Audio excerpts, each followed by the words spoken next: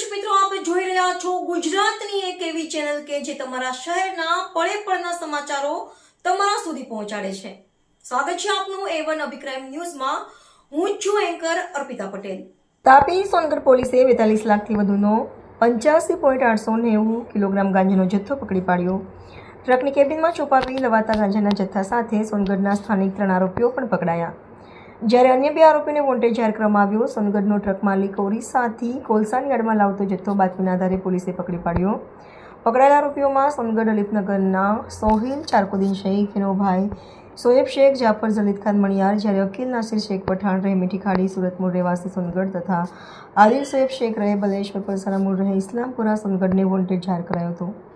હવે સવાલ એ ઊભો થાય છે કે આ જથ્થો પકડાયો ભલે પહેલીવાર છે, પણ આ રીતે આરોપીઓ અગાઉ ગુજરાતમાં કેટલો જથ્થો ઠાલવી ચૂક્યા છે? આ જથ્થો કોની પાસે લાવવામાં આવ્યો અને કોને પહોંચાડવામાં આવતો હતો? તાપી અને અન્ય જિલ્લામાં ગાંજો છૂટક વેચનાર કોણ?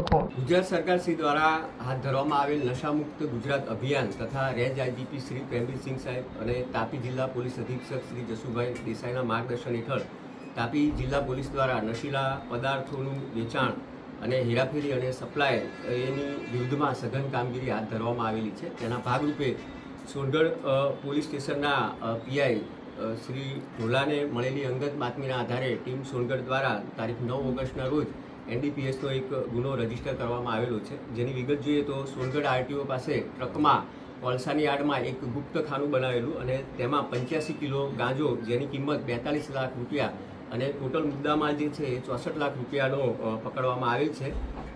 જેમાં આરોપી જોઈએ તો સોહિલ ચિરાકુદ્દીન ઉર્ફે ચિરાગભાઈ શેખ, સોએબ નવાબ ચિરાકુદ્દીન ઉર્ફે ચિરાગભાઈ શેખ અને જાફર ખાન જલીલ ખાન મણિયાર એ ત્રણેય સોનગઢના આરોપીઓને પકડવામાં આવે છે. અને અકીલ નાસિરભાઈ પઠાણ અને આદિલ સોહેલ શેખ જે વોન્ટેડ જાહેર કરવામાં આવેલ છે. આ જથ્થો જે છે એ ઓરિસ્સાથી સોનગઢ લાવવામાં આવી રહ્યો હતો.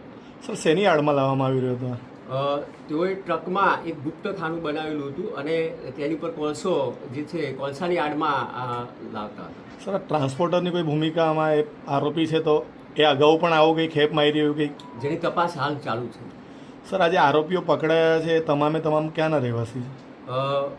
તેમાં મોટાભાગના આરોપીઓ જે છે પ્રોપર સોનગઢના છે. સર, લોકોનો કોઈનો કોઈ ગુનાહિત ઇતિહાસ ખરો આગળ? હાલ એની તપાસ કરી રહ્યા છે.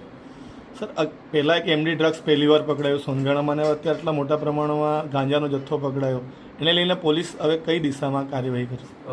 આવા કોઈ પણ પ્રકારે જે બાતમી મળશે તો અમે ચોક્કસ એમાં કેસ કરીશું. અને તમામને આ તબક્કે હું એ પણ કહેવા માગું છું કે આપની પાસે કોઈ પણ આવી સૂચના હોય તો પોલીસ ચોક્કસ એ બાબતે કાર્યવાહી કરશે. જી સર.